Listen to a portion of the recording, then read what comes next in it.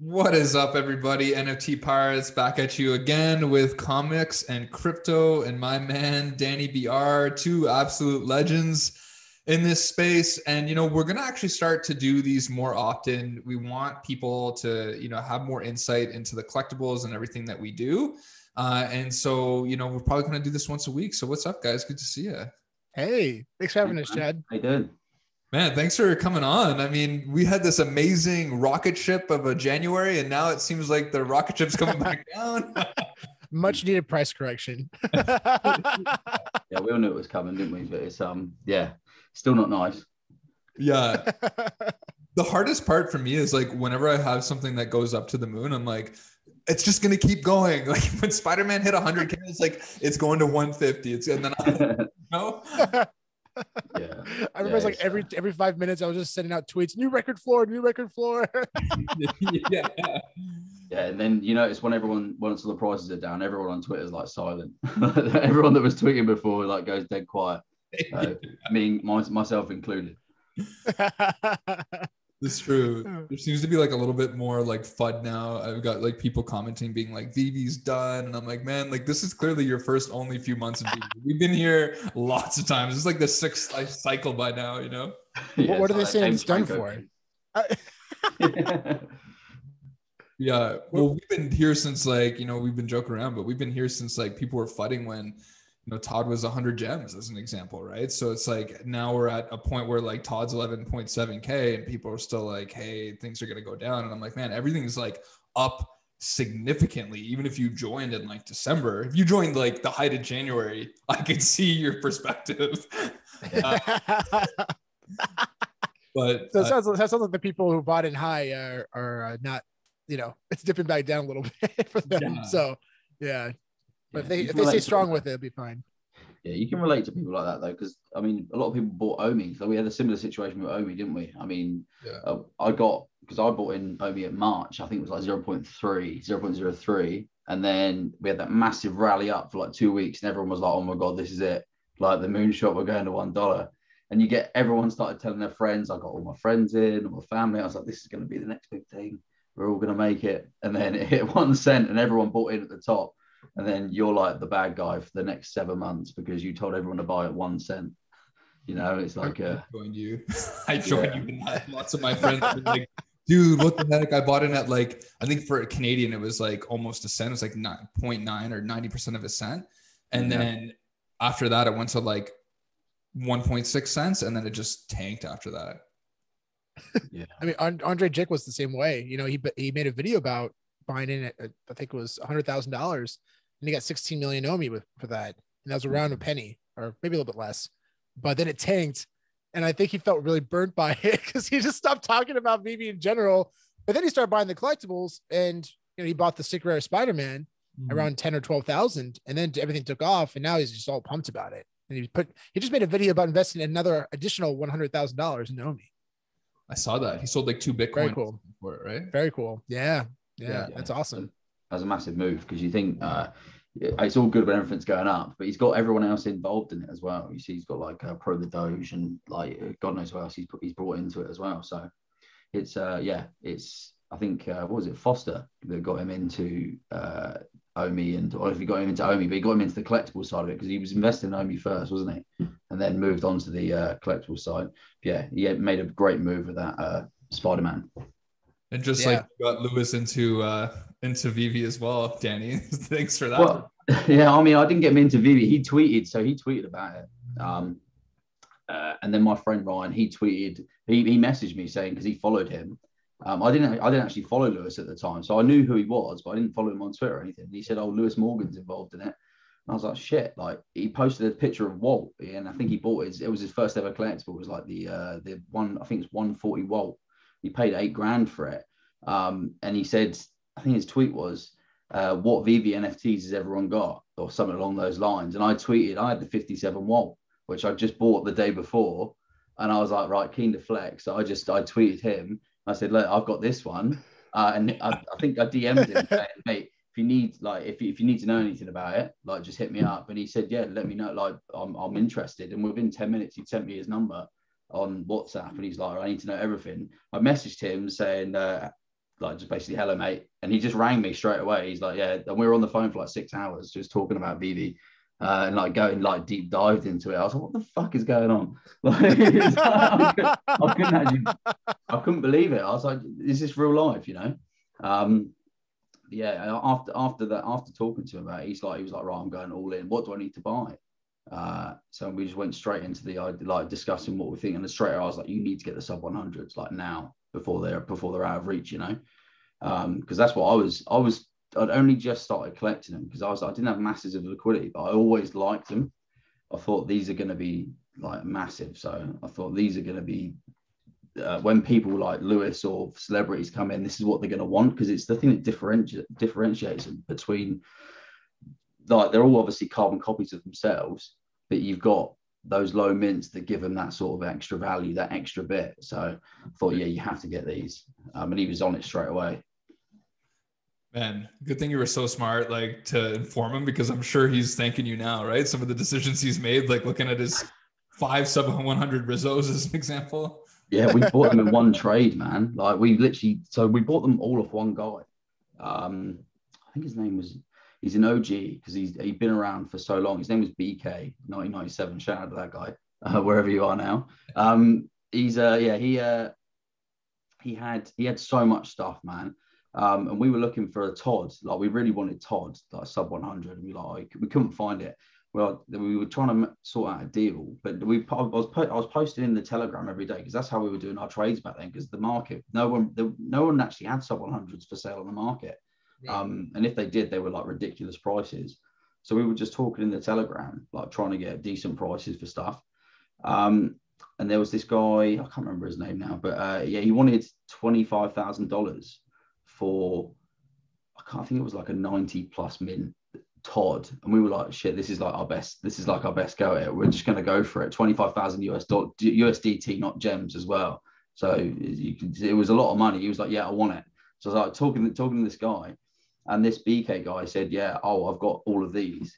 We're like, oh my God. Like, what? He had 2 sub 100 Todds, 5 sub 100 Rizzos, like the 48 Rizzo, like everything that we wanted. And he was like, Lewis said, yeah, just try and sort a deal out. I was talking to this guy for a couple of hours, and we ended up, I think it was like $150,000. We ended up doing in one transaction for 5 Rizzos, 2 Todds, 52 Harley Quinn, HQ19. Yes, there's so much stuff. And back then, but there was massive like fear in the market as well, because people weren't really buying anything. So he joined a really great time just after Disney Golden Moments. People had forgotten about season 1 collectibles and stuff. So he was like, yeah, I need to get it. So he's super switched on like instantly about what was going to have value and what was not. He's like, yeah, I want all the Rizzos, and he just bought every single thing. He transferred the money to me because I was doing the trade. So at one point I had like $250,000 worth of USDT just in my crypto wallet. I was like, I've only known the guy a day. I could just log off right now. Change my life. But he has a great judgment of character. Yeah, I suppose. Yeah, maybe. No, he's to be fair, straight away we just sort of like, we got to talk, and I was like, yeah, I was just having fun, you know, because with someone, I didn't have that much liquidity to begin with, so I was just enjoying just buying stuff. Like, I was just having fun because I've been in it since early March, so it was like, this is like amazing to me, you know. So yeah, he got in at a good time. Man, that's amazing. Like, what a story, right? And it's so cool having like a powerful force like him. And it's like a little like, you know, tidbit as to what's to come, right? With all these other celebrities. And, you know, you're talking a big game for Lewis, but, you know, I know you also have a pretty freaking amazing collection yourself. Like, I know you got 74 Todd, 57 Walt, 96 Joker. You got like almost a full complete sub 100 golden Disney moment set. So like, tell us a little bit about that. Like, I want to hear some of these stories, how you sniped those. Yeah, sure. So the Todd, funnily enough, we bought it in that package. So with the 2 Todds in that whole package with Lewis, with the Rizzos and etc. He got the 74 and I got the 76. Wait, no, he got the 72 and I got the 74. Sorry. So go together, and I was like, oh mate, I really want this. I really want the Todd, and I didn't have the money at the time. And fair play to him. He's like, oh, for doing the trade, he said, look, I'll give you like, I'll buy it for you. I was like, mate, you like, do you mind? I said, I'll get you the money in like a couple of days. It took me a day to get the money. I just had to sell stuff off, but at the time I didn't have it. So I actually had 3 Walts at the time. So I bought them at like 2,600. I sold it to my brother and my friend. They split the Walt because I needed about 10,000 gems, I think, to get the Walt. I sold off a couple of stuff. And this, at this point, Walt was 8,000. Wow. Like, that's how much it was. That's how early. This is like 2 days after Disney Golden Moments come out. So I sold my Walt 919 to my brother and my mate, Harry, I just said, look, do you guys want it? Because I said, this is going to be massive. I said, if you've got the liquidity or you can get it, like, give me I'd rather give it to you because I know this is going to be huge, but I need the money.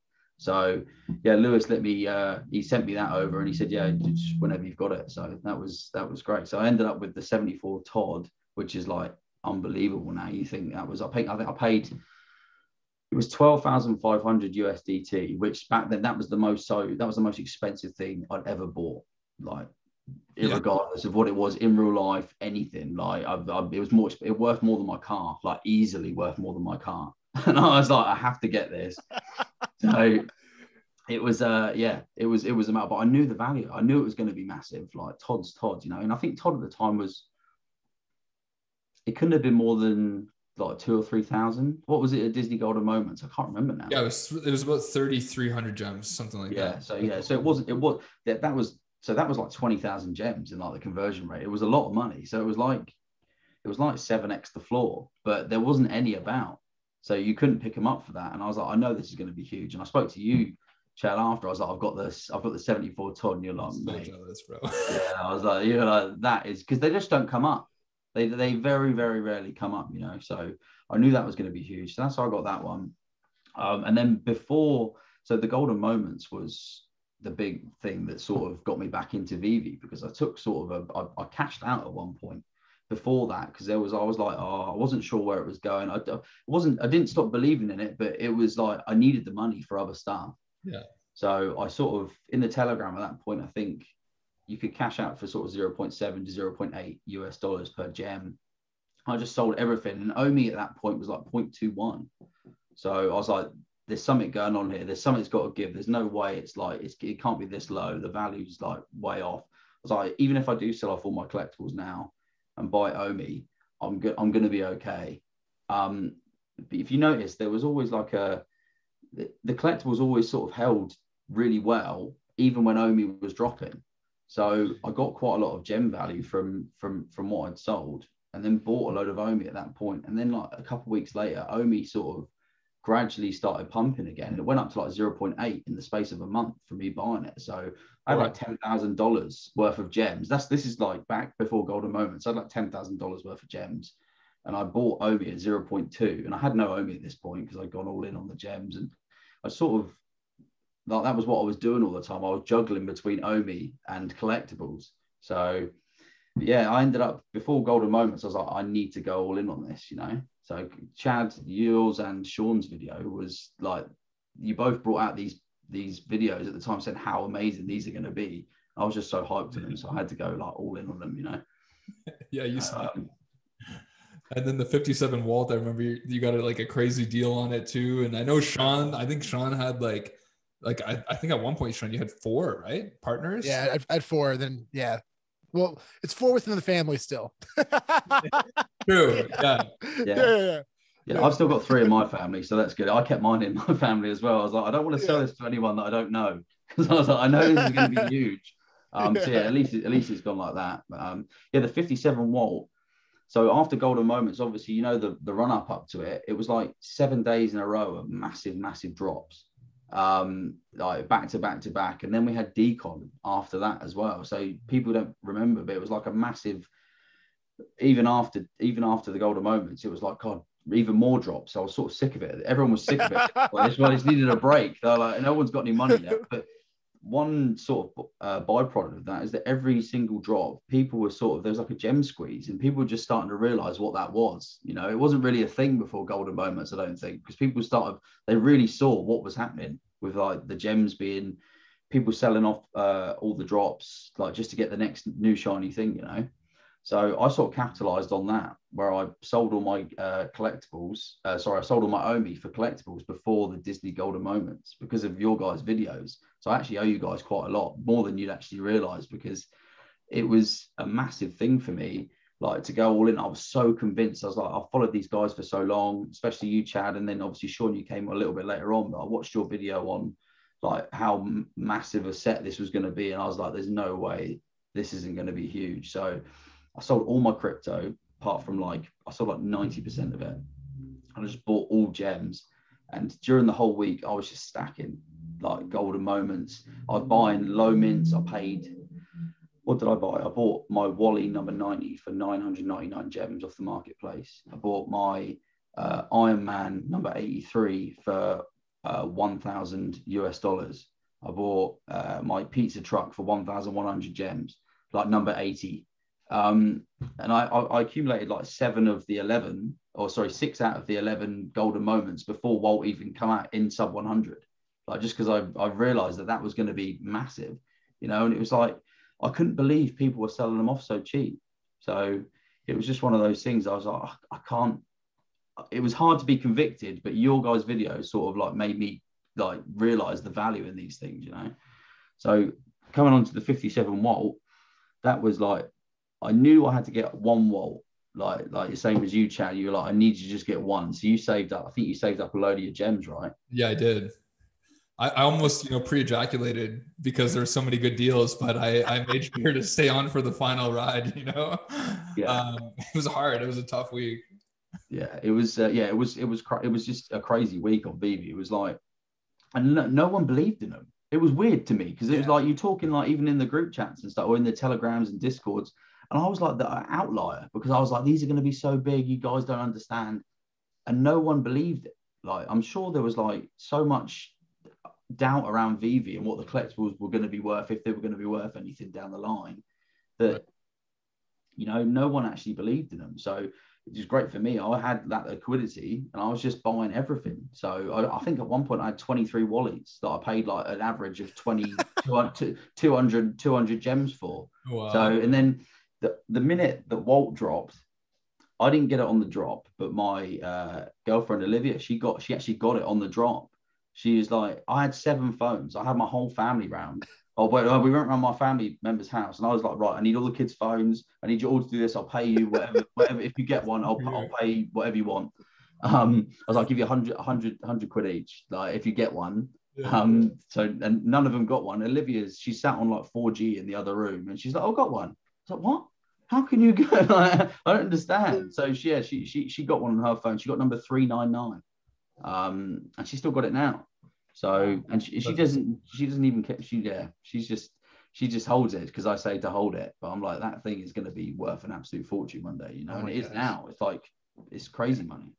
So getting on to the 57, and I'm rambling on a bit, but getting on to the 57, after decon, or after the Walt drop, the market was closed because of the decon drop. So you couldn't actually buy anything. No one really knew what the price of Walt was going to be. So it was a weird time. So you go into the Telegram, which is the only place to buy stuff when the marketplace is closed. And I could see like sub 100 Walts were for sale for like 5,000 US dollars, 4,000 US dollars. I was like, this can't be right. And I was like, there was a guy selling number 57 and he wanted $8,000 for it. I was like, I've got 4, because literally all the money I had left was $4,000. So I was like trying to get one down to 4. And I've been haggling with this guy for the number 90 for $4,000. And I thought, this is a steal anyway, but this is all I've got. And he actually said, oh, I'll do you a favor, because he had like 4 of them. So I'm not sure how he had them, but yeah, he had 4 sub 100s. I was like, yeah, it was all a bit fishy, really. I said, well, how did you get them? And he's just like, yeah, we all got really lucky. So, okay. So, yeah. So I was just about to do the deal with this guy with a 90, and the guy from the 57 messaged me back, and he's like, oh, would you still do it for 4? I was like, absolutely. Like, of course. Like, so I was like, obviously lit up. This is about midnight at my time. I've been looking all day to get one, like to get a sub 100. I was like, yeah, cool. And he said, oh, I'll only do PayPal. And I was like, oh, okay, so this is why no one's traded with him. I said, well, why won't anyone trade with you? They said, because I think I'm trying to scam him through PayPal. So I was like, right, okay. I said, well, how come you don't want to trade through the escrow? And he said, well, I've never done it before. And then I was like, oh my God, like this is like a light bulb went off. I was like, okay, so this guy might actually be legit. He just doesn't know what he's doing. And I asked him, I said, is this your first drop? And he's like, yeah. He said, this is my first ever drop. And he hit 57 Walt on his first ever drop. Man. So I couldn't believe it. Yeah. There's got to be something to be said about people hitting the first drops, because my brother had a friend join from Nova Scotia and it was his first ever drop, and he bagged I think the 46th secret rare Thanos comic or something in existence, the secret rare. And it was his first ever drop. So I don't know if there's like some kind of algorithm for Veve, like if there's a new user. Sorry to cut you off, but I just thought that's like, what are the chances? Like you join and you like have a life-changing NFT right away. Same with my buddy Oscar. We pulled over at a gas station for the Walt drop because like the internet service at the hotel, because we went to Designer Con, and the internet at the hotel was shit. So we're like, well, let's just go to the gas station. We're driving around, seeing how fast the 4G or LTE can be. And he went to a gas station. He was getting like 600 megabyte download speed just through his cell phone service. Wow. And I'm like, okay, cool. Let's pull over here. So Oscar, big shout to Oscar. And we all get out, pop up in the trunk. We get our devices ready. Like 3, 2, 1. I hit it. Nothing. Damn it. I look over at Oscar. He's like, oh, I got one. It was his first drop ever. Oh, it's ridiculous, right? Like $50,000 just like that. Just like that. Yeah. Just like that.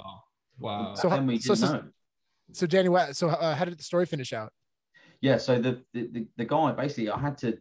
So he basically said to me, oh yeah, I didn't know how to do it. So I had to talk him through how to do the whole escrow thing. He didn't have, all he had was Coinbase as well. And the escrows don't like taking ETH because of the gas fees. So they don't like taking that. So I had to explain how to create a new wallet, transfer it over. So I said, yeah, you can send it to me. It was just a massive shambles really. But I spent 4 hours trying to explain to him how to do it. And I was like, I really don't want to lose this. I was like, there's something's going to go wrong. Something has to go wrong. And it did. The guy basically, right, we got to do the escrow. I sent the $4,000 plus the tip to the escrow. And the guy said, I can't send the collectible. And I was like, what's going on? He said, it won't let me send it. He sent me the print screen. It's because he had it listed and the market was down because of decon. So I had to wait for the market to reopen after decon. I was awake for about 28 hours, like waiting for this guy, because he lived in the US. I've been up all day anyway, obviously doing golden moments, going to work and stuff. And I had to wait for the market to reopen. I was like trying to talk to him, and like, so no one else would talk to him, like I was like, I can't lose this. And eventually it all ended up going through. But what the funny story is that the guy who I'd sent the escrow to, he said, right, I'll send you the money back, because I dealt with him a few times. He said, when you come back to do the deal, when the market opens, send it again. When the market reopened, obviously the guy just assumed that the deal was still on and the escrow had my money. So he sent me the Walt as soon as the market opened. I had the money and the Walt. I was like, what? So I had to say to the guy, I was like, dude, you've just given me like 57 Walt. I had to obviously explain to him, I was like, mate, you got to be careful, because I was super happy with $4,000 for a 57 Walt. So I was like, I'm not that kind of person anyway, but I just said, you've got to be careful, man, because it was his first ever drop. He didn't know. His first ever time. And I felt like I felt really bad for the guy, because I was like, you can't imagine if it was someone else, someone like a lot of other people would have just taken the money. 100%. But I was super happy with the trade. Yeah. Now you're a stand-up guy, Danny. I mean, great judgment of character. And what that's a story. Good karma, right? Yeah. 100%. Yeah. What's your best trade story, Sean? Do you have anything as good as Danny's for $4,000 for a 57 Walt? I mean, that's like 100x.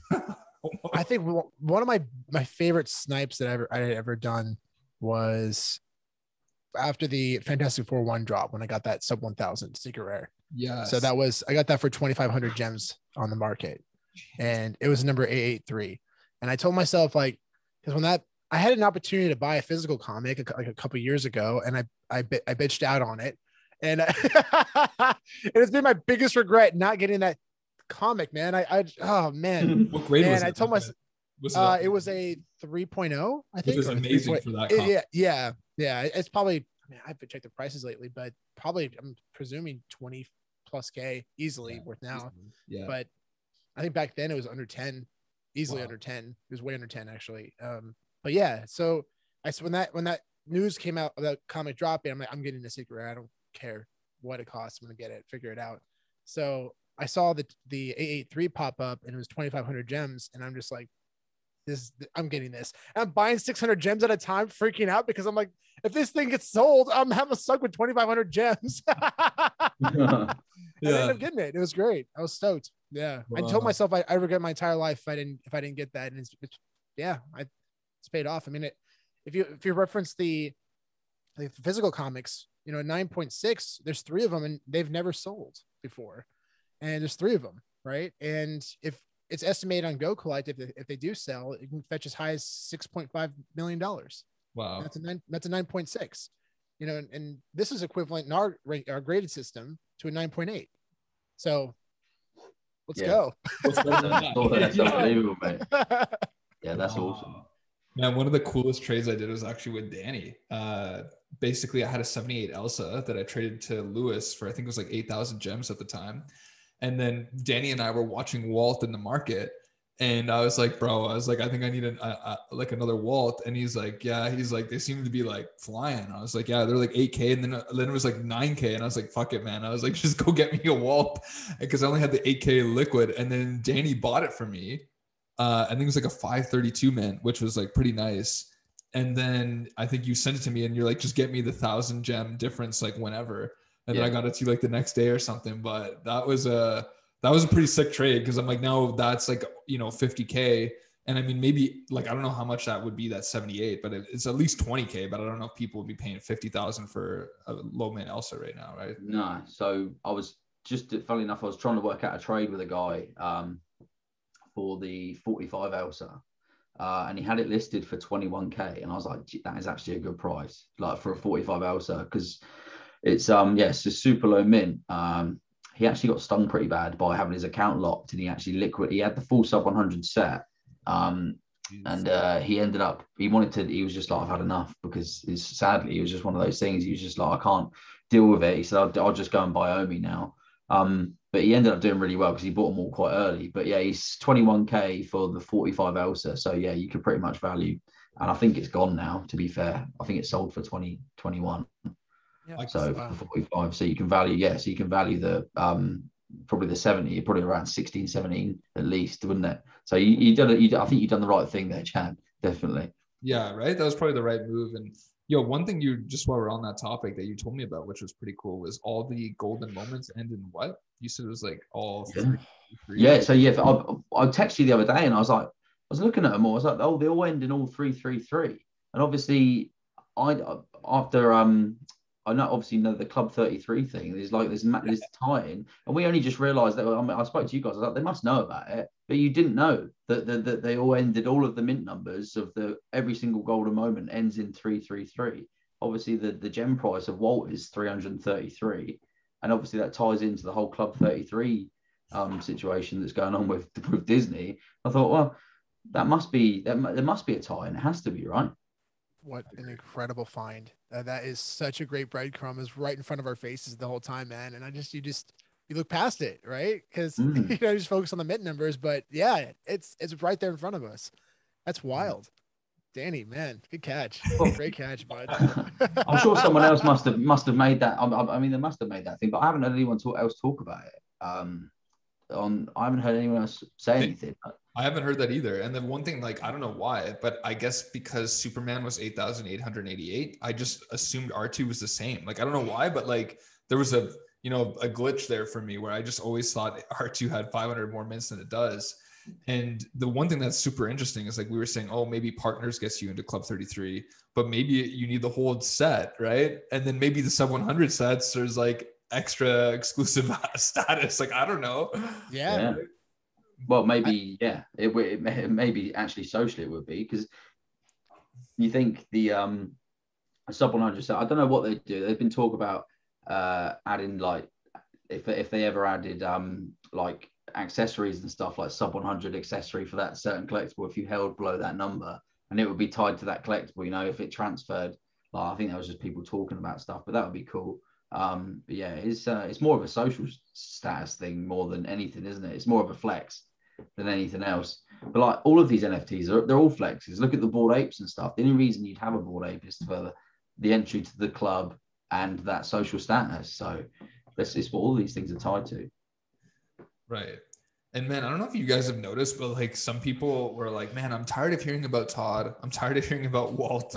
Like, and I think it's because we're trying to do our best to like educate the community, well, at least from our own perspectives and opinions on what we think is going to be, you know, stand the test of time and be worth a lot long term. But is there anything that you guys think that we're kind of like missing out on, or other, you know, NFTs? Like I know we talked about like Fat Cat Bronson in the past and other ones like that, that could be a sleeper. I know Sean and I talked about Dr. Doom recently, which was good, but what, like, you know, what other NFTs are being slept on in your guys' opinions, like whether it's comics or collectibles? Yeah. I just want to let you answer that first, man. The one that that I'm really excited about, and it's not really a sleeper because it's actually, I made a top 6 video and this was one of the top 6, but it's going to get a lot of spotlight soon. Is Givenchy Pride. Yeah. I am incredibly high on Pride. And actually one of the coolest trades I've ever done, I traded a Secret Spider-Man for 2 Waltz. And Michael, big shout to Michael. Michael actually ended up selling that Spider-Man NFT for 50,000 gems, and he bought a ton of Prides. Remember that? And I'm super pumped for his bag. He's doing he's gonna do very, very well. But yeah, I mean, there's a new season coming out, a new series of collectibles coming out again on Veve. They've confirmed that, and it's just going to increase the value of these ones. And man, that Pride, man, it's a beautiful NFT. It really is cool. And it has a great message behind it, and it's with one of the biggest, most valuable brands in the world. And there are a lot of celebrities that are tied to that brand, and it's just going to take one tweet to change everything. Right. And it's funny because Pride's always kind of hovered recently. Like it's been 8K to 10K to 12K back to 8K. Like I think it's like around 10 now. But I'm like, I don't know why that hasn't mooned yet. Like it's, you know, I always thought like that there was enough community, because there's only, the other thing that people forget, like it's 1/2 the mints of Walt.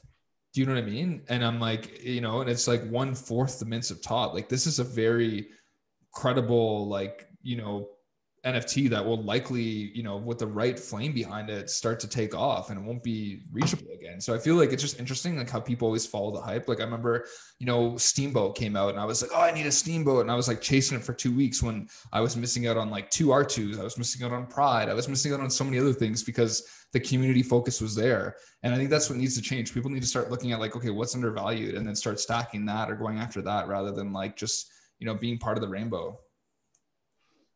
Yeah, I completely agree with the whole Pride thing, because you get I mean, I ended up being so stubborn because I got stung with Pride to begin with, like because I spoke to because I ended up getting a Pride on the drop, because it was, you could actually get Pride on the drop then. Yeah. And I bought the mint number 700 for I think 180 gems, number 700 on drop day, and I bought number 550.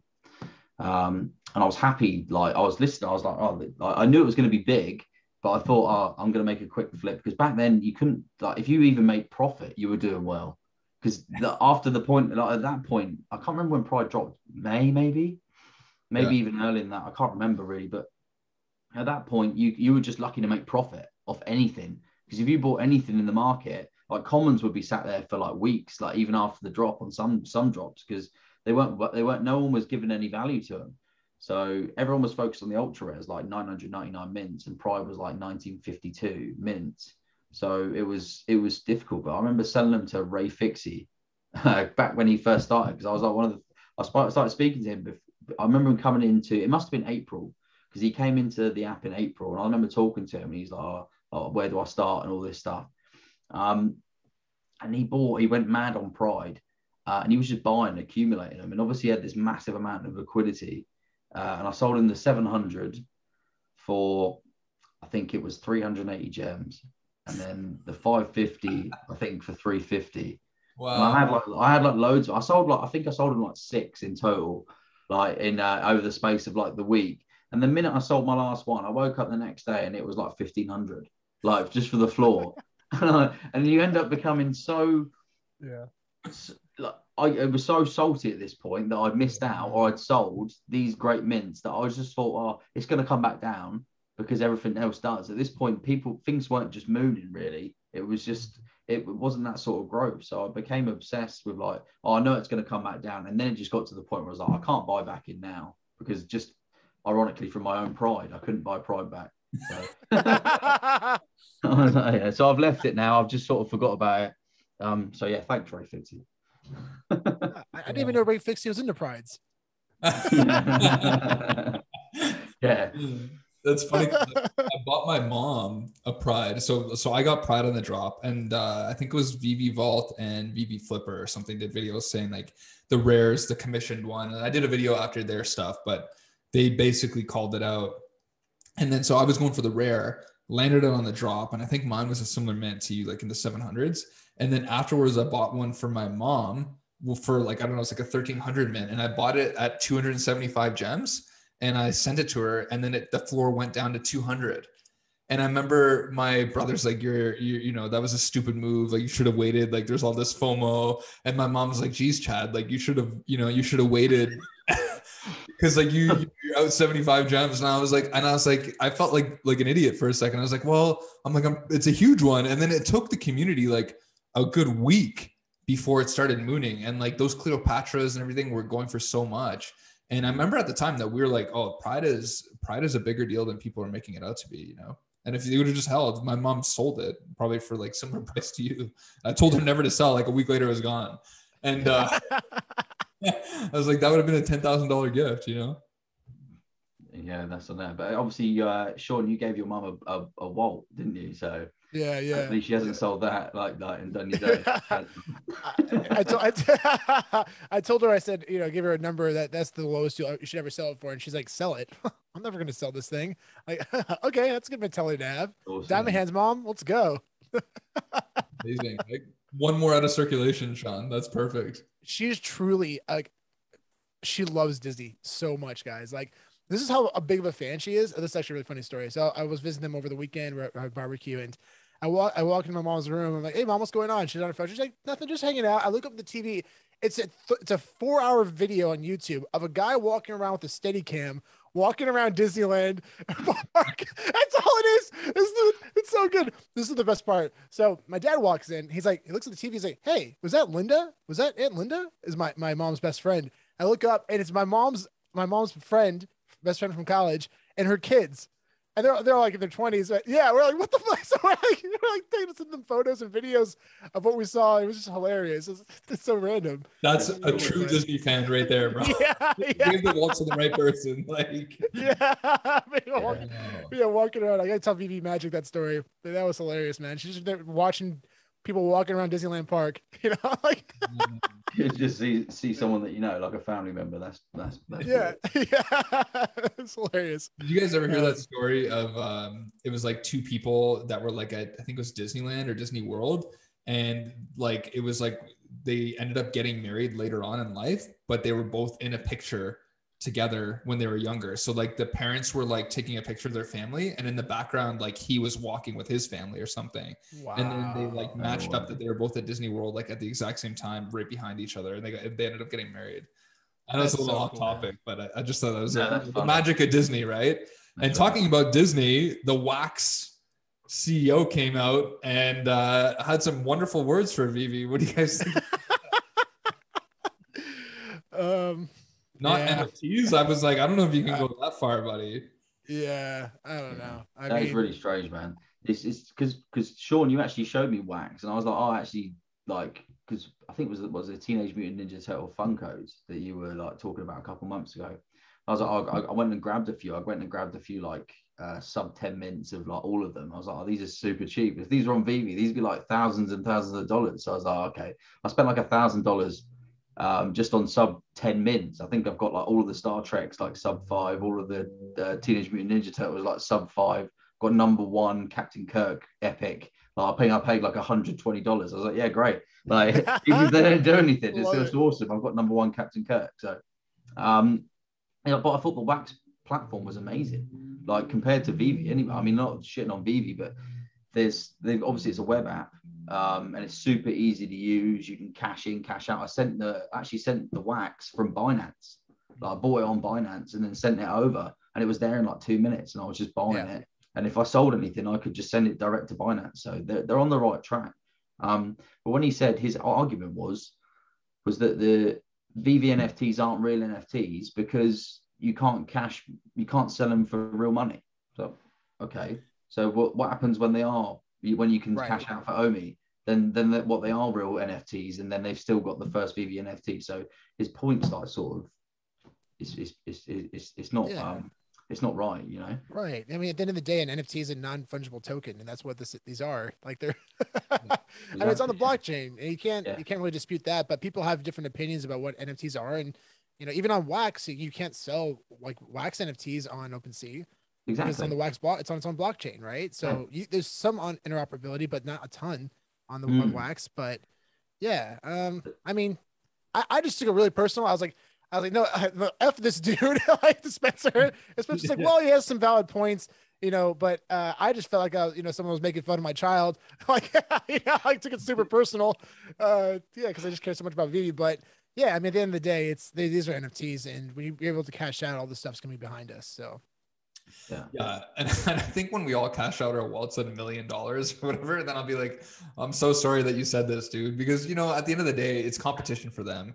They probably see the success of Veve. We have more friggin' users. Like, I don't know if anybody saw Sean's post, Comics and Crypto's post, basically saying we have more users now than OpenSea, right? I think we have like 1.9 and OpenSea was 1.2. So how is like the CEO not going to be jealous and basically spread FUD wherever you can?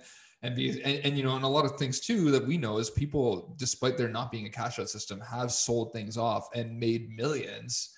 And a lot of these people made at least hundreds of thousands of dollars already from Veve. So it's not as if, as much as Veve's not naive to what's happening off app, and they, obviously aren't big prohibitor or fans of it. It's not as if it's completely prohibited, and these things are happening. So, I mean, I think that's the part that, once we have cash out, then what are people going to say?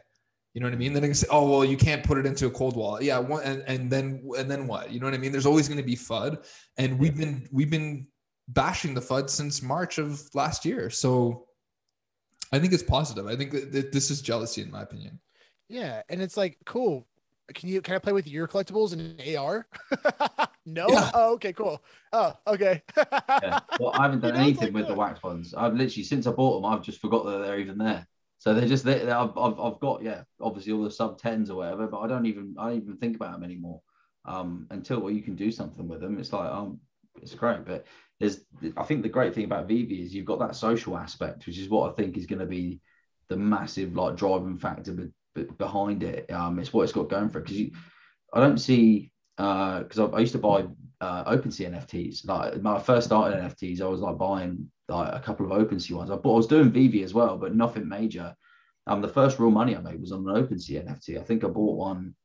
I minted one, and then I sold it. I think I paid like 0.08 ETH, and then I sold it for 0.5 ETH like 2 hours later. And that was the most money I'd ever made like doing anything. I was like, oh my God, like what is this? But it cost me about $800 in gas fees. Yeah. So it was one of those things. There was like a learning curve. But you couldn't do there was no community of OpenSea YouTubers or anything like that. You couldn't find any videos on, like, even now, like you couldn't find people doing stuff like we're doing, talking about like shooting the shit about NFTs just because they enjoy it. It's just not a thing. It's something different.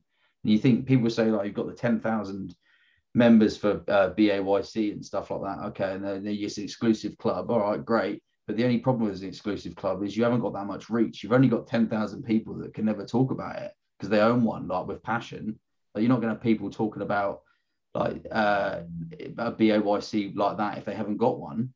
But everyone can own a Veve NFT. That's the whole draw to it. So you can have 10 million people talking about it and enjoying it, whether or not you've got a $40 NFT or one that's worth 400K. That's what the draw is to everyone. I think people are missing that, and it's going to be, to me, it makes so much sense that it's going to be like take over everything else. So I think that is going to be the driving factor 100%. Yeah.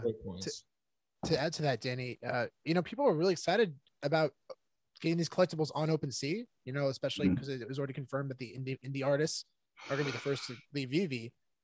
But at the same time, like, will people on OpenSea really understand these collectibles? And is it going to be a bigger market than it already is here? And when we're able to cash out with Omi, I mean, I think the BB marketplace could be bigger than OpenSea, just in the sense of, yeah. So, I mean, I'm not really that pumped about taking these off and going to OpenSea, because we already have an incredible marketplace here. They just need to have a lot of updates, and it's a work in progress. But man, when we're able to cash out here, I think it's going to possibly be bigger than OpenSea. Yeah. Yeah. Man, great points on each end, because that's the way I see it too. And the social element already embedded within Veve, that's going to just get bigger and bigger. And like when we have Veveverse and, LAN and all that stuff, like everything's just going, and the web app's going to be developed. And then, eventually we're going to have the augmented reality and even virtual reality at some point. So it's like, there's still so much that's going to build this ecosystem to be even bigger. And I don't know about you guys, but like in my mind, since I joined this, I always thought that like Veve is going to be like a household name. And I think I said this today to my brother, but I was like, you go to Starbucks and you're on your Veve app and you look at somebody else and you're like, oh, no way. How'd you get that R2? Like, you know what I'm trying to say? Like, that's the kind of, like, I honestly think it's going to go there, because the utility that's going to be built behind it is going to be so massive eventually as well. And I'm like, there's nobody that can build better utility than these companies that own these NFTs. Like, who else can build, you could start a club and have different people running it, but like companies, if these are profit generating machines, like you can just imagine the amount of things that they're going to be able to build out from this, right? When it's insane. It's incredible. And the limited overhead too, that they have, for these companies, really. Right. I mean, Veve even right now, it's probably the leadership team is probably 5 to 10 people, but yeah, it's, I would not be surprised, to add to your point, Chad. I would not be surprised if we see a Super Bowl commercial within the next 5 years. I think it's very possible. Yeah. Right. Like, I think I've always said this, but like, man, I literally see Veve as like an app on your TV where you like watch a movie and then go buy the collectible, or you watch like the Super Bowl and you're like, man, give me like, Larry Fitzgerald, or like, give me like whoever, you know what I mean? Like Tom Brady or somebody in like, this format, or like throwing the winning pass. Like, and you can think too, how quickly they can make an NFT. So for instance, like, let's say there's this crazy moment. I know Tom Brady just retired, but let's just say like, some crazy, like Patrick Mahomes or something throws like a winning touchdown pass. How fast would it be for them to clip out that whole scene, make some kind of 3D rotational NFT, and then be like, now we're like mass producing this right after the Super Bowl, like 24 hours later, and you have your chance to own a piece in history, and it's like 100,000 copies. I'm not saying Veve is going to be the one to do that, but I'm saying NFTs are going to be so mainstream eventually that people will be like, oh, that's really cool, I'll buy that for $70.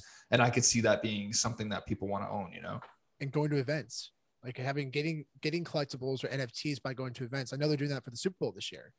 Everyone's going to get an NFT for the Super Bowl, and it's probably very valuable. And I know that, I think Mark Cuban did that last year, or he's planning on doing it for the Dallas Mavericks. He's going to give out collectibles. And also at Disneyland, I fully expect at Disneyland, there's going to be opportunities where people can go to certain areas. Like, for example, like It's a Small World. There's not a lot of people that go on that ride anymore. There's no line at all to go on. It's a Small World. You can just walk right in and go on the ride. But if you have an opportunity to get a collectible, because you can pinpoint the GPS location, right? So if you're in a certain radius of that ride, you go on the ride and you can get an NFT. That's a huge deal. And it would bring a lot of people to that ride. So there's a lot of opportunity there. It's exciting. Yeah. And to add to that, you get, like you can imagine, like, say you're going to like a football game or a movie, and people would collect ticket stubs. If you could collect a ticket stub from a game as a reminder of that game you went to, like, imagine you could freely trade that after, like not just the actual ticket, like you use the utility of using the NFT to get into the event, but then you have that ticket stub as a reminder, and you could openly trade that, like as something like that. There's so endless possibilities with these NFTs, like people collect things like that. And you could have people buying ticket stubs from those games. If it was a really memorable game, you could see that being worth God knows how much. The Super Bowl is that way. It's huge. Yeah. Huge, and you know it's going to go that way. And if it just takes the right person or the right company to take it and just say, right, we're going to offer, like, if you buy your ticket with us, like you can sell your ticket stub after. And normally they just go in the bin or anything like that, but they're going to be preserved on the blockchain forever. It's just one of those things that people aren't really thinking about at the minute, and the possibilities are so massive. You just see it going there. Wow. I love that so much. And then the other thing too is like you don't have to bring in your ticket stub to flex to somebody that you went to the Super Bowl. You could be like, look, I was in, this special seats, like one, sub 100 rows instead of sub 100. And that gave me a special NFT, Um, yeah, I mean, and that's the thing that people like I think aren't grasping is they're seeing this as like a fad or like something fun or like something cool for the interim. But I'm like, guys, this will replace, this will become mainstream and this will be the world that we live in where, and you got to think about it from a company's perspective. Like it's not expensive to do this. It's exceptionally inexpensive, but they're smart enough to put things in limited quantity. And then there's like no overhead for them. The marketing's a lot lesser, especially if you're using Veve, which already has the marketing kind of built within. They do it on your behalf. I mean, it just seems so obvious. Like when Sean said earlier, like this will become bigger than OpenSea. Like I see that like no doubt in my mind. Like as soon as I found out we were the third largest market cap in NFTs, and I'm like we're barely even off the ground. That's when I was like, it's game over. Like if we're already that place now, I mean, we're definitely taking the first spot. It's like it's almost like if you identified Usain Bolt at like 9 years old running like a sub 10-second 100 meter, you'd be like, oh yeah, this guy's number one. Yeah. Yeah, 100%. If you like imagine, so you can add like a whole other aspect going back to the whole ticket stub thing, only because I've only just thought of it then. But if imagine like you got randomized a number, like a mint number for your ticket stub, like you went there and like it adds a whole other aspect to like imagine you went with like a group of 6 friends and you get delivered your NFT of your ticket stub, like and you go in there and then when you cash your when your ticket's used, you've been torn and you get left with the ticket stub saying you've entered the place, you get given a random number of that stub, and that is like a potential another layer to like you get like a sub 100 like you said of that ticket stub, and that would end up, it might pay for your game or it might pay for, you know what I mean, it might pay for your ticket cost. So or down the line it's just another collectible. You could collect them forever, like, and you could every game, you say you had a season pass, you could constantly collect those tickets and it's just a memory of every game and you could look back at that without having to dig them out of your drawer.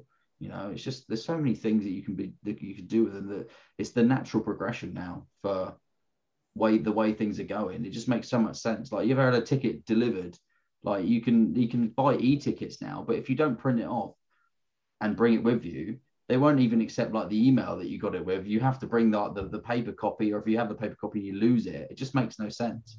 So if it is an NFT, and if you wanted to sell it, you could just transfer it to someone else's wallet, like for free. Worldwide. It's just it makes so much sense. Yeah, because Disneyland, they used to have it actually when you went to Disneyland, it was like carnival tickets. You get a stub, and those are actually pretty valuable collector's items right now on on eBay. If you search for them, you'll see them. So, and the cool thing is too, when you're investing in these kind of companies, there is always opportunity for future utility, right? So that's why I'm really excited about what's going on with Veve right now, or the collectibles I've dropped on Veve, because Disney can come back and say, yeah, we're going to add utility to this, this, and this, and it's going to increase the value significantly. And I mean, we've talked about this so many times we talked about it earlier about the golden moments. I mean, they could come out tomorrow and make an announcement like that, and those things all of them are $100,000. Right. They could do that because they have the resources to do that. And that's what's exciting about investing in Disney, these companies. Yeah. Man.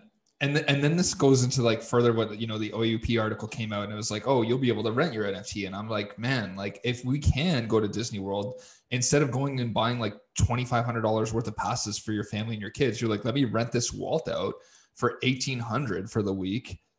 Right. And then not only is it like a flex while you're there, there's probably other things like discounts at stores and whatever, fast pass, who knows? But like, let me rent this Walt out. And people are always asking like, why the fuck do I want to rent out an NFT? And I'm like, well, that's just one case. Like, what if you need to rent out an NFT to breed something? Like, we talk about Frank Kozik's Labbits, right? I'm like, what if you need a secret rare Labbit and like a gold ape, and then they mutate to create some like very crazy NFT? Let me rent out that gold ape for $150 a day until I can breed it.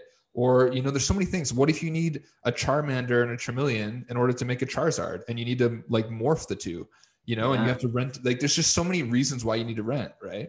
Or the Mighties. I mean, there's speculation that those could be games, but used for gamification. And I think if that happens, these collectibles are going to be out of reach. They're going to be really expensive to buy. So what do? You rent them. You rent them, so you can you can play the game. So they must have something in mind, because they wouldn't have said rent otherwise. They must have some reason why you would want to rent one in their heads. Otherwise, there's no reason why they would even mention renting one, because otherwise, why would you do it? So they have utility in mind. So there's zero chance that they don't have utility in mind. So that's super like positive. Do you know what I mean? Reinforcement to what we're thinking. Because it's like, why would they say it? Why would you want to rent one? Like you said, like we're speculating, but yeah, they wouldn't have said it if there wasn't a reason in their mind to rent it. So I spoke the other day to this wonderful guy who plays a game called Splinterlands, and he's one of the best. It's basically like a card game. He's been around. He's an OG. He's been around for since the beginning, and he's one of the most successful people in that game. And he rents out his collectibles, or his assets. And he makes about, I think he mentioned he makes $500 a day. I think it's $500 a day. Just renting out his assets. Yeah. And there's a fraction of users on that compared to Veve, So the guys, there's crazy opportunity here. Yeah. It's crazy. And people on Engine already do that too.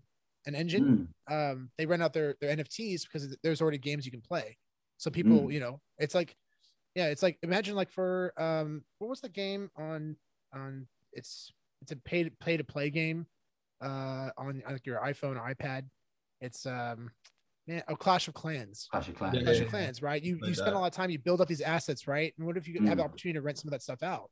Like your kingdom or whatever it is. I've never played that game. So if anyone played Clash of Clans, probably not announcing it right, but yeah. People spend enough money on it though, right? Because you think you've got all these games that people are spending, like you look at FIFA packs. Like if you ever played FIFA or if you paid anything like that, like you'd still pay for it. Although it was worth nothing, you couldn't cash out, you couldn't do anything. People were still spending, what was it like? You're spending like $20, $30 on FIFA points to buy these packs that you knew were going to be worth nothing, but you'd still be buzzing if you got something great. Just that. And now you're given the option to cash out.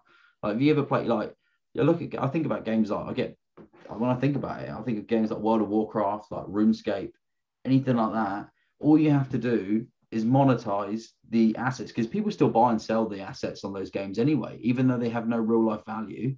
People peg real life value to them. Like you can buy gold, you can sell gold on all of those platforms. Like imagine if you could just play the game all day and sell it for real money, like all day. Like you could just grind out a boss and you get a boss drop. Oh, cool, I can pay rent this week, or I can pay rent this month because I've got that boss drop. And that's the way I can see the world going, especially in the metaverse and stuff like that. Like people played like RuneScape and stuff. Like I used to play all the time. And that's how I sort of like learned how to do flipping and things like that, was like buying and selling stuff on the GE. I used to play RuneScape all the time. Shout out to all the RuneScape players, but if you still play it. If you could turn that into real money, you go and do these drops and stuff. Why couldn't that ecosystem like work that way? If you could cash it out into crypto, why couldn't it work like that? I think those are amazing points you guys bring up, because I even think like JRNY Crypto put out a tweet basically saying, like, if you own a blue chip NFT and you're like ready for the metaverse, you already won. And I was like, just going back to what you guys said about gamification, like what if, your Secret Rare Spider-Man, let's just say, is like, an adult version of like the Marvel Mighties in a different game. And, it basically quantifies like, how much strength you have, agility, speed, etc. And given those characteristics, makes you either more or less able to collect like gems or to do something in the game that would then get you MCP points or money or something to that effect. Like that's the type of thing that I'm like, okay, maybe this is a long ways away, but I could definitely think that's a possibility, because we're getting there. And a lot of people think that like eventually NFTs will be kind of interoperable in games and stuff as well. And Fortnite, I think, is a perfect example of something in a closed ecosystem, but where people I know have like, I watched a video, people pay like $4 to $10 grand for sometimes some of these top skins. That's not like no joke for something you can't even take out. Yeah. Especially if it's on the Ethereum blockchain. Right. Why not? What someone smart should do, instead of trying to build all these metaverses and stuff, why don't you just take a game that's successful and then make it on the ETH platform, make the currency on ETH. Like you could just take a game that's tried and tested, and then just, instead of building a metaverse around it, this token, just take a game that works and then build the Ethereum blockchain, put it on the Ethereum blockchain. It would just make so much sense, Yeah, it's just why wouldn't you do it? Like I think that's probably the way it's going to go because everyone's trying to like they're coming out with an idea that's like speculative, and then they're saying, oh well, yeah, we're going to do this, we're promising this. Did you see that Pixelmon thing? Did you see that on Twitter and OpenSea? It was like Pixelmon. They held, I think it was, I can't remember how many. I think it was like 8,000 like NFTs, and they minted at 3 ETH, and they sold out. It was $78 million in a day from this. They don't even have a game. It's like, oh, I saw that. Yeah. Yeah. And it's not even proven or anything's even happened. Yeah, exactly. So if they can raise that $78 million, and they've been MIA since, so it's like it could potentially be a rug. It's like 78 and people paying 3 ETH. What's that, like $10,000? Wow. What? Like, I don't understand. So if you just picked a game that was already tried and tested, like RuneScape, World of Warcraft, or Call of Duty, or anything like that, and just put that on the Ethereum blockchain, you'd already be onto a winner. People would buy in, because they're already doing it. Yeah, it makes you wonder too, especially like on PlayStation. They're already kind of doing that, right? So like Grand Theft Auto they have I think there's a new game that came out specifically for online, and I mean, I try to explain the metaverse to people. I'm like, Grand Theft Auto actually is a pretty good example of what the metaverse, is like. It's a free roaming game. But imagine Grand Theft Auto where you can actually make money. Yeah, that's really what it is. Yeah. It's essentially what it is. You could buy coins for GTA and gamble with them, and like you could win money, but you obviously can't cash out with them. But people still do it, and then there's no FUD, there's no anything like that. People just do it because it's fun. So I think once they work this thing out, and there's always going to be demand for stuff like that. You just have to make the game fun first, and then add the crypto aspect to it.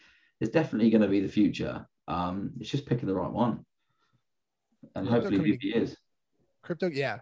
Crypto coming to games is going to be huge. I mean, I think Engine Coin is probably going to come to PlayStation because they legalized that. It's the first actual cryptocurrency legalized in Japan.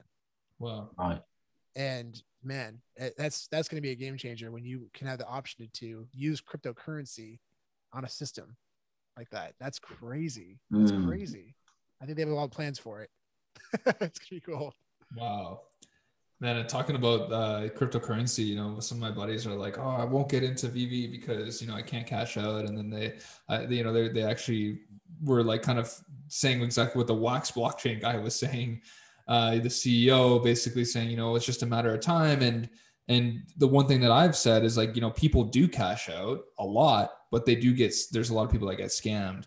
And I know Sean, you were discussing that earlier, right? Like how there's still day in and day out, you see this.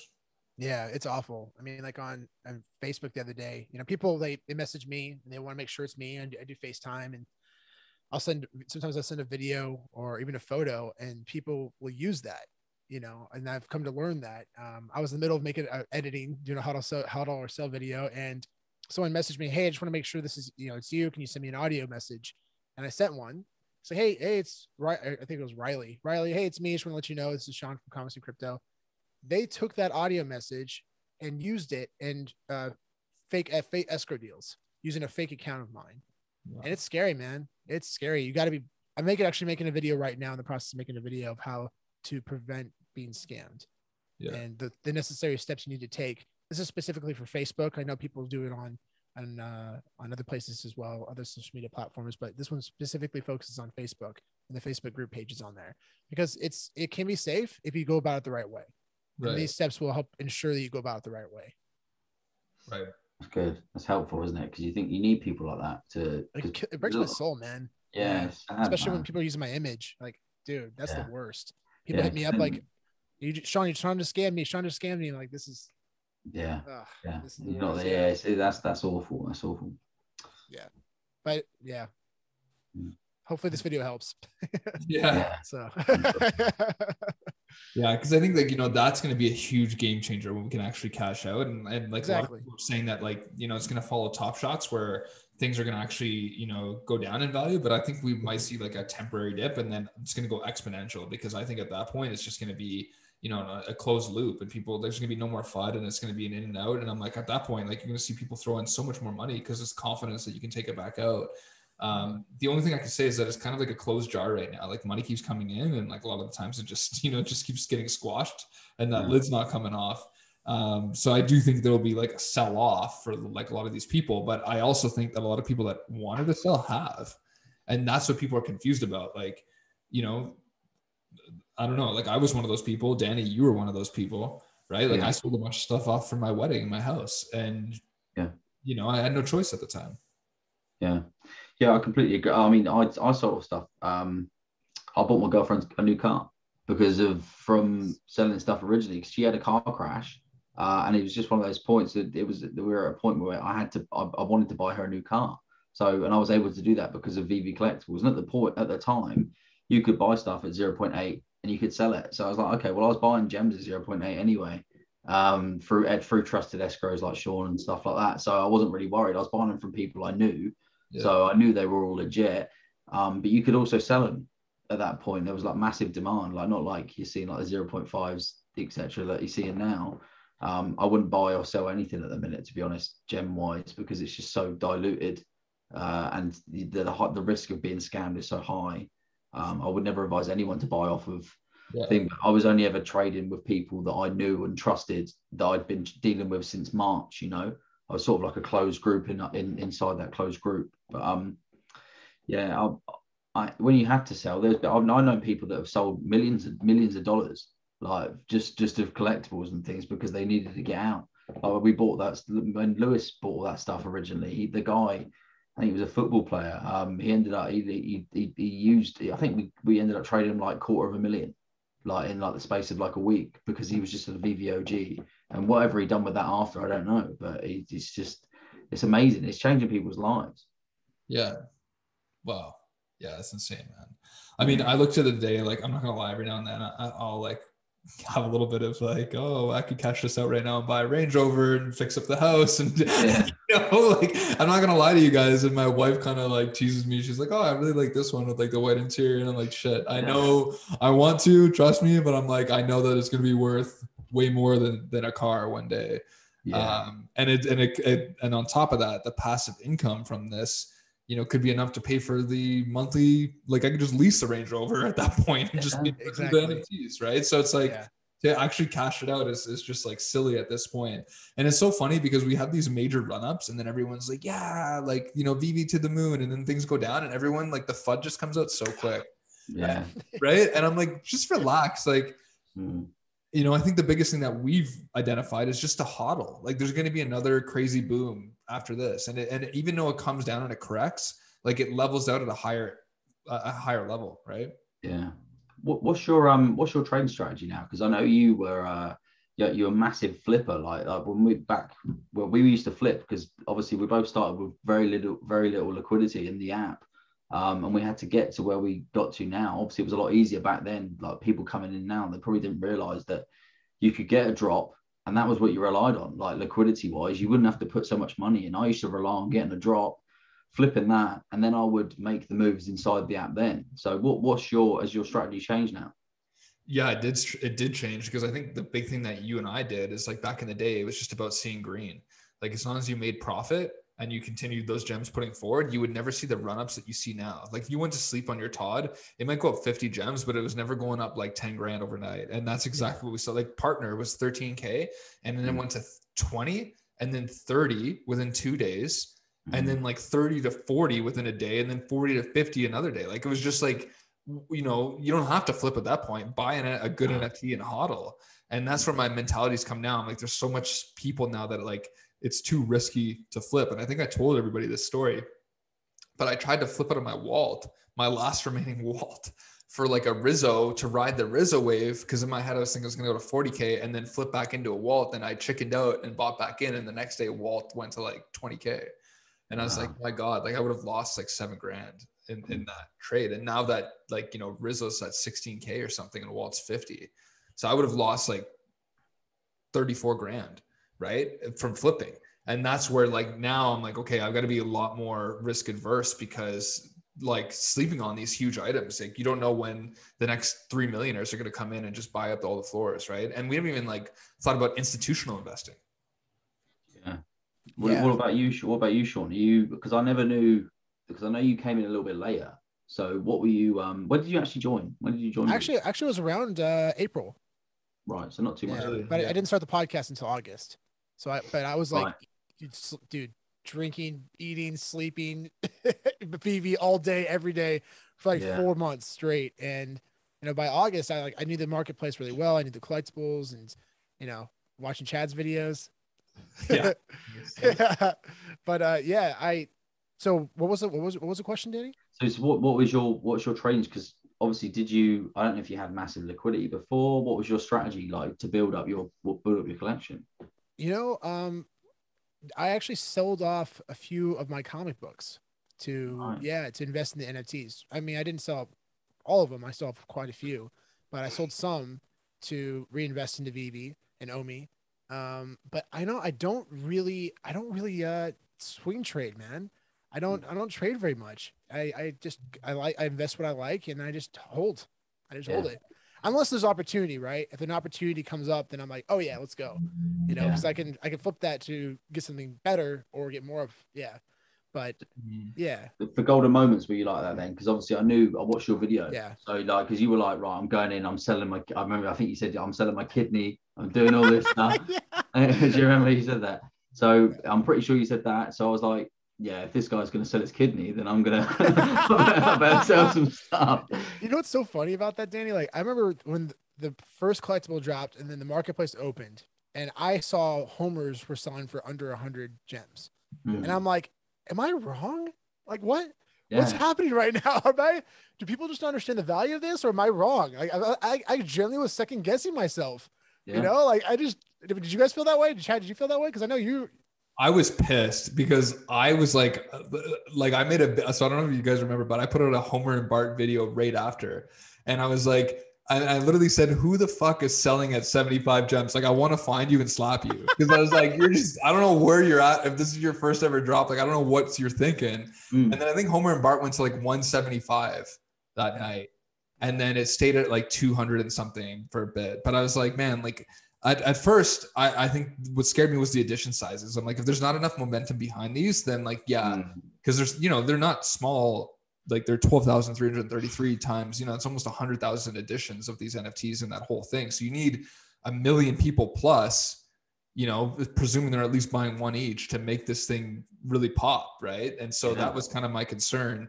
But you know what, one thing I think is underestimated is like, even though we have a lot of active users, like they say 1.9, I think there's literally like 100,000 exceptionally active, like people that are stacking and that kind of thing, because I don't think we would have seen the same kind of growth without those people. Because I remember at the Toddfather at the time, he bought 26 Homer and Barts and 2 skateboards because he allocated 5K to each drop. So he just said, whatever happens, I have 5K for each drop. So when the Homer, he just kept buying until his 5K was used. Yeah, smart, man. Yeah, right. That's incredible. So what is that? That's $100,000 just on. Oh no, that's $50,000 just on Homer and Bart now, right? From that 5K allocation. That's similar to what I was doing because this was the first time I'd ever sort of gone all in on anything. Like, because I was like, I knew I'd made that bit of money on Omi, obviously from selling my collectibles at like whatever they were at, and I bought Omi at 0.21, and then obviously I had that run up. I was like, Omi stayed up because obviously the Disney had just been announced, Golden Moments were about, and everyone was sort of like, right, this is going to be massive. And I sold all my Omi bar like the $4,000 that I used to spend, that I used to buy my Walt in the end. So I was like all in at this point. And all of it went on Golden Moments. And I think I had like 30, maybe $25,000 thereabouts in gems. So it was like, I think like 35,000 gems at the time. Jesus. And I just bought all of these Golden Moments. And I was stacking everything, obviously buying all the low mints. As soon as that Walt, as soon as the market closed on that Walt, I'd obviously accumulated all of these Golden Moments worth. I think everything like eventually like 10x'd. So I went from having about sort of like $20,000, or no, I think I went from having $10,000 in, when did Golden Moments drop? November. So November. So in September, beginning of September, I had $10,000 to my name. That was all I had. and now I'm sat. I think my Vault. I don't know what it. I mean, I know what it's worth, but it's worth. Yeah. Yeah, it's obviously Those I've got numbers times that yeah, by 5. so it's like I've got sub 100 Todd, sub 100 Joker, like I think 8 out of the 11 sub 100 golden moments. Yeah. So 57 Walt, you know. So this from those moves from $10,000 in September, and then obviously I met you guys. I started talking to you guys more from that, and obviously talking to Lewis and stuff. So Veve literally changed my life from then on, you know. And it's like, people say, oh, you haven't been able to cash out any money. Well, I have, because I sold X amount on the way up.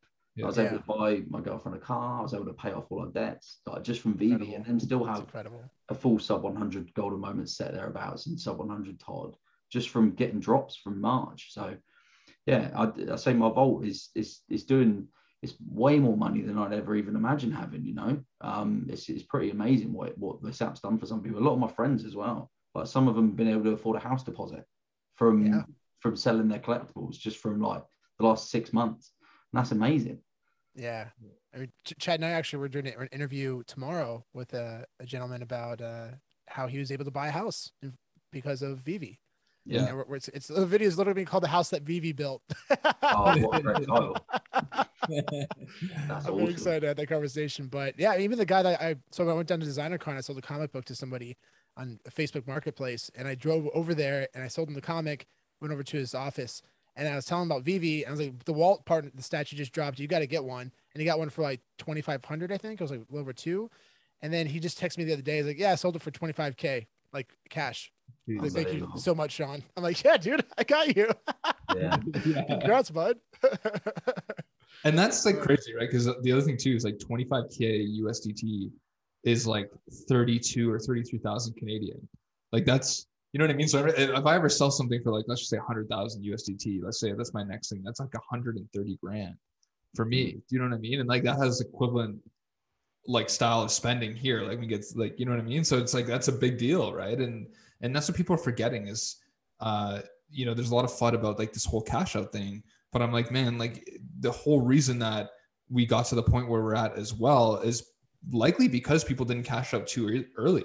Like, I started thinking about that the other day. I'm like, if we had the cash out come like when just DC was here, it might have never taken off. But when Disney and Marvel came in, and then those like numbers sat there and started to go exponential, like, that's what caught the world's attention. Like, people are only interested in buying shit once things are already up, because it kind of goes to show, oh, this is actually worthwhile. But if things were everything was less than a K, I feel like a lot of people would be like, I don't even want to do anything, because where am I going to make the major money, right? Yeah, I get that 100%. See, it's weird that the more that they go up, the more people want to buy them. Like, the more value they are, like, you want to buy them even more, isn't it? Like, you want to put more money in. I don't know why, but it's just like, it must be like something to do with psychology. Like, the more expensive something is, the more you want it. You know, it's just like, I don't know why. Like, even it literally is FOMO, isn't it? Like, it's so strange. But yeah, the fact that the guy can build or can buy a house. Like, I could sell all mine. I could buy a house. I don't have a house at the minute. I rent. Like, so it's just one of those things. But I could easily buy a house outright, mortgage free, like, with the stuff that I've got. And I know that. Like, and it's just like, that is life changing for me. But I'm still not selling. Like, I still think there's way more to go. You know, it's just, especially with the golden moments, especially with the utility coming, and the fact that I think there will be a perfect time to sell.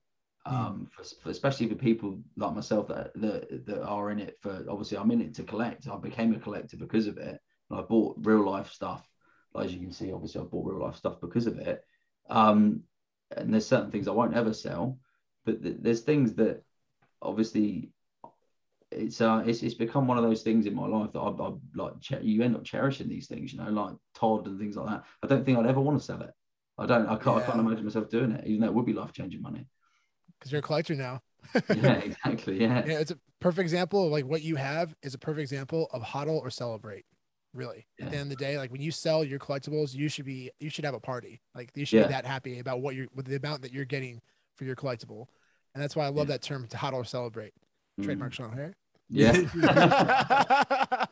But Danny, I have to admit, man, like, whenever I see you post stuff on the marketplace, I know it's usually it's a flex move, but I'm like, I'll go in your profile and I'll like nerd out over your collectibles, man. Your collection is amazing. Yeah. I'm so excited for the future of your collection, bud. Oh mate, it's pretty crazy to think where it's sort of come from, because I remember my first ever trade I did off of the app was through Lady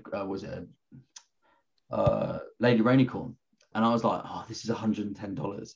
Like, it was a Lady Rainicorn for $110. I was like, oh, to my brother, I didn't even have the money. I was like, can you lend me the money to buy this Lady Rainicorn? And it just sort of stemmed from there, because I think I had a bit of Omi and stuff, and I just ended up always selling because back in the day you could sell. Chad, were you doing it in the Telegram? You could sell Omi for collectibles. People were buying them for Omi, right? Yeah, I was usually the one buying because and I was usually getting ripped off, but I still did it. Yeah, but I remember back in the day, I got screwed because I remember I bought like Nightwings for Omi right before the major pump up.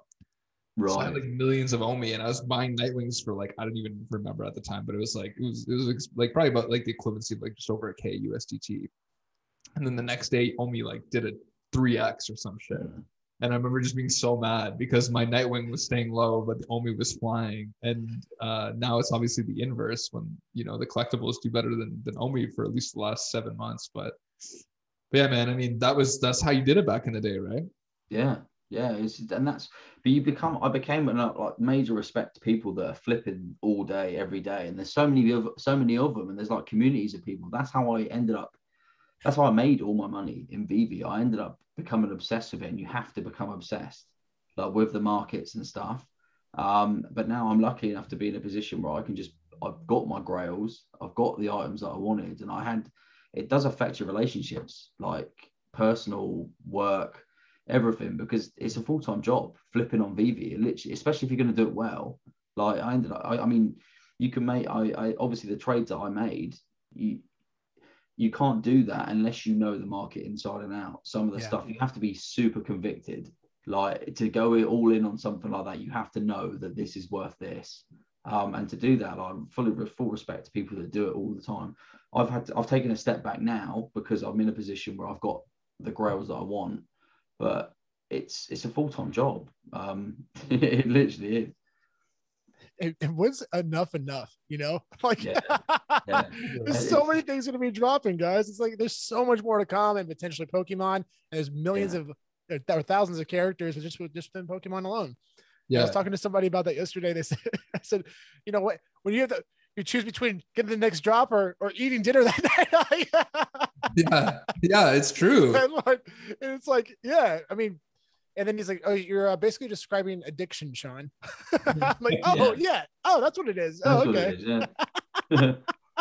Bro, you're not wrong though, because in that golden moment week, because of the amount of fucking thinking I was doing and the processing, like you said, because you're like scouring the market, right, for hours to find a deal, to be like, okay, if I buy this sub 100, you know, is this going to go up based on this? Like you're like factoring in all these decisions, like, okay, what's the subsequent drop look like? And so you're making very calculated moves, and to be successful, like you guys said, you're like addicted. I remember waking up, Danny knows this because Danny and I were chatting, and it was like 4 a.m. or something, and he's like, and we're texting in the morning, and I still didn't sleep yet, and I was like chatting with him about the partner, I think it was, and he's like, you're addicted, mate. Yeah. You're addicted. And I was like, I am. And I was getting like heart palpitations, like waking up at night, like checking my phone, like, you know. Yeah. But you don't wake up tired though, because you're like, right, bang. You see, as soon as you wake up, at that point, it's like I didn't even say hello to my girlfriend or anything like that. I was like literally like phone's on charge, straight up to my face. Like, that was it, and that was my day. I remember I didn't do shit that whole week at work. I remember I didn't do anything. I can't remember even going to work. I think. I don't remember doing anything at work that week. I just remember being completely fixated, just trying to convince people to buy everything. Like it was just one of those things. It was like a wild week, you know. But it paid off. Hard. Yeah, that conviction paid off. Did you guys try to reach out to a lot of people, like close family and friends, like get involved in this? Yeah, man. Yeah. Whoever listened. Yeah. Thumbs up. No one listens to you when you talk shit 99% of the time. So it's one of those problems. But yeah. The biggest thing that I always did was overlook what I got. Like that whole Disney Golden Moment week, the only thing I landed on the drop was an Elsa. And that was it. And it was like 35 minutes in. And I remember being like, it's just an Elsa. Well, Elsa's $3,500. Do you know what I'm trying to say? Like, but at the time I was like, Elsa, like, but that's the thing I've always done wrong on these drops, man, is I'm like, I bag something like that Mickey FE, I bagged that lenticular card and I overlooked it again. I was like, whatever. It's like, lenticular card, 13,000 editions, but who knows? That could be $5,000 in the future. You know what I mean? So it's like, I think the biggest thing I've learned from people like Sean is to hodl. Because I'm obsessed with like flipping, like, and I'm always thinking like, if I would have flipped my Secret of Spider-Man when I hit 100K, bought 3 Waltz, then I'd be up an extra 50K because could have used that other 50 to complete another whole golden moment set, right? Like that's how my brain operates instead of just being like, but at the same time you make those moves and you could be the wrong decision. So that's why like holding now is a big part of my game, which I never did before. No, mine changed because of that, because I used to be because I had to flip, because it was the only choice I had to get what I wanted. I thought, well, this is what, and you do become obsessed. It's not like rocket science. You think you buy shit that people like, and then it works. It just goes up. But you buy it at a price. You have to have conviction. I remember when Wonder Woman, the FA, come out, people slept on it. I said to Lewis, because obviously this is Lewis Morgan. Obviously, when we first got him into Veve, I was like, dude. I was like, this is going to be massive. I'm sure it is. And he's like, really? He's like, sure. Are you sure? I was like, mate, this is going to be huge. Like, look at Superman. Look at Todd. This is like the 4th biggest superhero in the world, like collectively. This is going to be huge. And I've got a screenshot. I sent you the screenshots, Chad, of like, we bought 150 Wonder Woman between 80 gems and 120. Like, I said, I didn't have any money. I was like, just send me whatever you've got. He sent me 30 grand. He's like, he sent me 30K. I just bought as many as I could. I said anything below 200, just buy it. And he's like, okay, well, we'll buy it. And then obviously it ended up 10xing from there. So I think we spent, what did we spend? I think it was 25,000 gems or whatever. And it ended up being a $250,000 play in like a month, and it's just things like that. And if you've got the liquidity there, you can make these plays and stuff. And he's like, shit, like, well, you were right. And I was like, well, I know. There you go. I remember you texted me being like, this is the right move. And I was like, 1000%. And you're like, yeah, I'm going all in. And I was like, holy shit. And that goes to speak back to like liquidity and not being like, if you're still like, as much as we all like to hodl, like think about that. That's a $250,000 move. And a lot of people had 25 grand that they could have sold off in collectibles at the time to take that risk. But a lot of people, they have that emotional attachment to those NFTs, or they think it's too risky. But really, like, bro, if you have $100,000 in liquidity or 100,000 gems, and like you said, Darth comes out and it's like 10,000 editions is going for $800, like you stack those, like you're set. That'll usually hit $8,000 as an example. So I mean, you're right, man. I think like that's again where the flipping mind comes back in, because I'm like, wow, there's a lot you can do with 100,000. Like 100,000 could be $1 million, on Veve. Especially on Veve, but you've also got to look at it from the other stance that if it is taken up, it depends what situation you're in. If you've got the time to do it, like obviously you've got a full-time job, you've got a career, and you've got a relationship as well that you've got to maintain. You can't do all that and Veve and everything at the same time. So I've sort of switched my stance to, luckily enough, I was able to do it before she left me.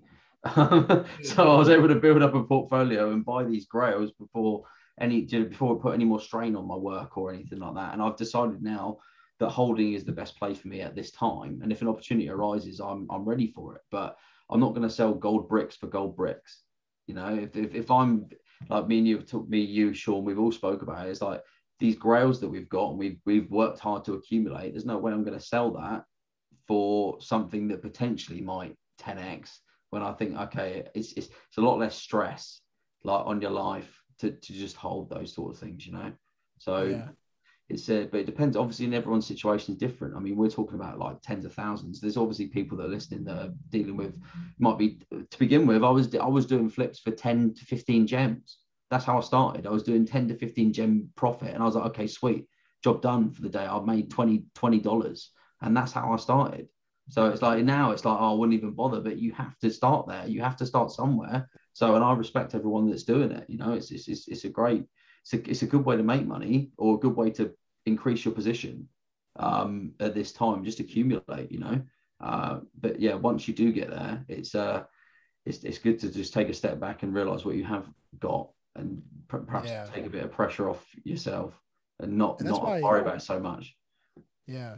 And that's why, to add to that, Danny, like these comic books, you know, it's the one, like the statues, you look at the IP or the characters, but the comic books, you can actually reference their value and popularity in physical format, right? Which is really exciting. So like for me, you know, I'm trying to balance it out. I mean, I can't buy every single comic book, you know, like Secret Rare, but there's a lot that I want to buy that haven't come out yet. So it's about trying to prepare for opportunity. And that's the most important thing. It's like what you guys did with the Wonder Woman, you'd be creating that kind of liquidity. Now, if there's a comic book dropping, you know, I'm fingers crossed that Fantastic Four 52, which is the first appearance of the Black Panther. I want that so bad. Yeah, I actually own a physical copy of that comic, and it's so amazing. Yeah, it's awesome. And man, if that drops, I'm very pumped for that one. Yeah, very pumped. I feel it's inevitable. It's going to drop, but man, that is going to be a fun comic. Yeah. So, yeah, it's just really doing your research. Like you gotta know what's could potentially be coming, and we know DC's eventually going to come. They can't ignore it. It's eventually going to come. So like when Action Comics 1 drops, guys, that's the biggest, most expensive comic book of all time. It actually, there was a $4.5 million sale for that comic in December. It was a raw comic. Jeez. And it sold for $4.5 million. It's from the Edgar Church collection, who's a big time comic investor. And it was raw. It was raw, yeah. But that's when you bring in like the best graders in the world. They come in, you know, they're wearing white gloves like David Yu. They're selling the collectibles, but they'll come in, and I think it was graded as a 9.4, and the book was entirely intact. So that would be easily be the highest graded Action Comics 1 of all time. I mean, if you get the opportunity to buy that with cryptocurrency, I would not be surprised if that book sells more than $50 million. Yeah.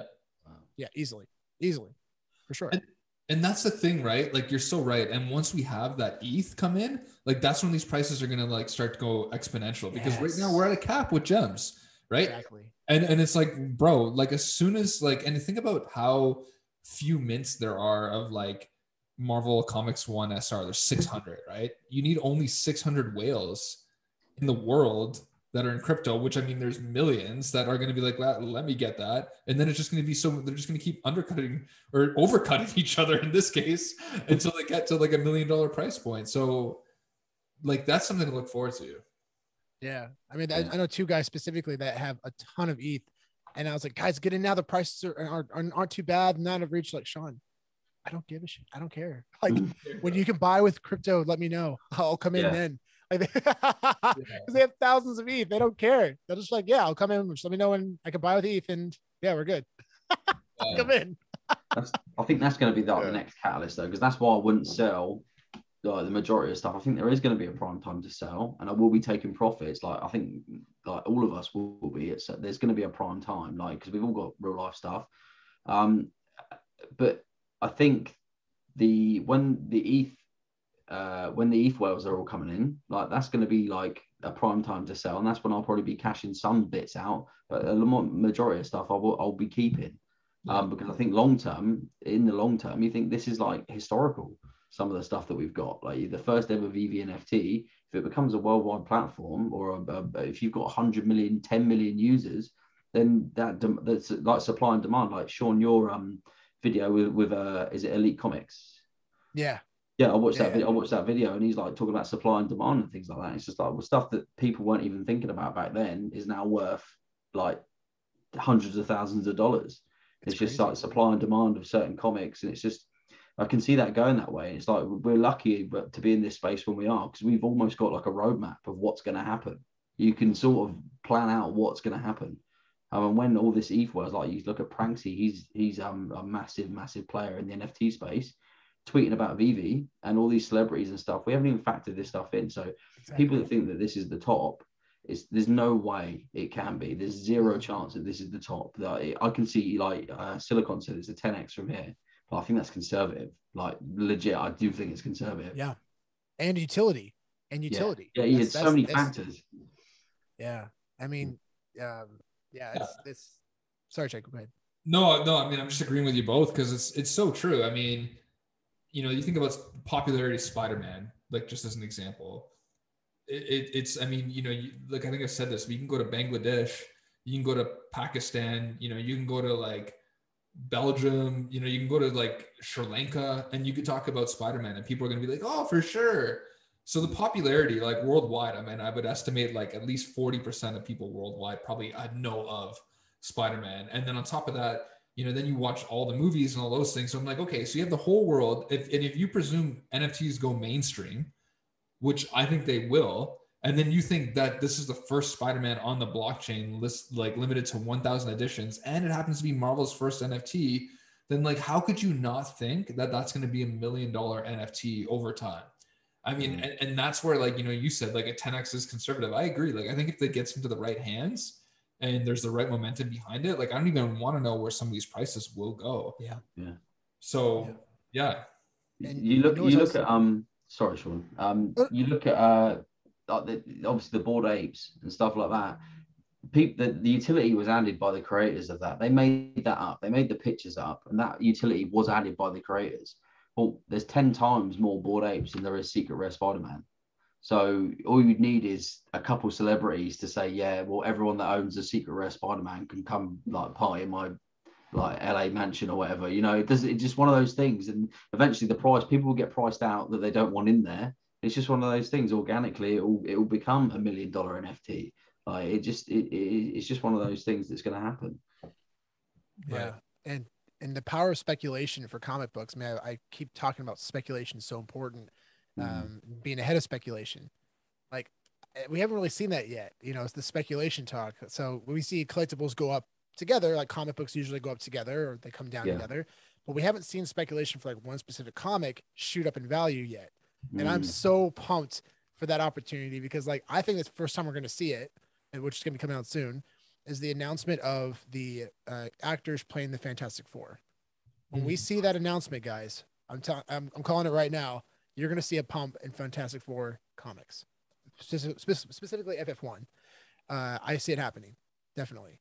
And that's the power of speculation. And what's crazy for physical comic books, it takes time, right? Because you got to buy them. It's got to the data's got to go on Go Collect. You got to ship it out. It takes time. But what would take weeks on Go Collect or witnessing this happening will take literally seconds, if not minutes, and it'll spread like wildfire around Twitter. Yeah. So, and that's what blows my mind. This stuff can just literally 3, 4, 5x in seconds, right? Based on speculation or announcements. Yeah, I mean, I think that's an amazing point. And at a smaller scale, like you see it sometimes. Like I remember when there was like the Myrmicorno round 2 or something, right?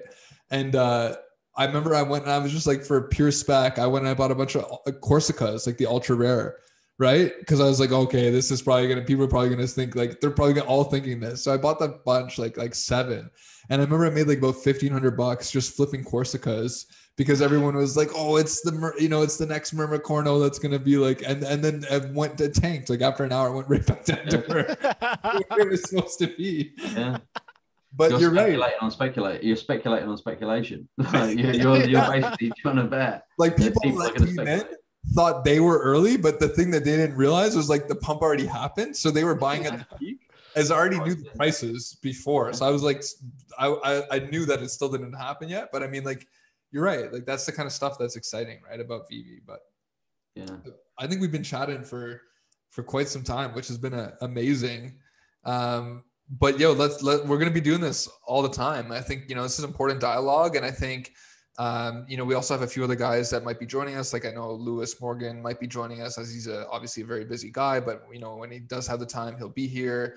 My brother will likely come on, and then we'll probably have other guests and stuff, but you'll see the three of us more routinely. And Danny, if you weren't prepared for that, be ready to come on. Yeah. Mate, I'm all for it 100%. No, I appreciate you giving me the time, mate. It's been good fun. Oh, for sure, man. I mean, you're a legend in here, so we had to make sure that your voice was heard. I appreciate that, man. Thank you. Yeah. All right, guys. Well, thanks so much for coming on, and we'll see you in the next one. Cheers, mate. Thank you. See ya. See you guys.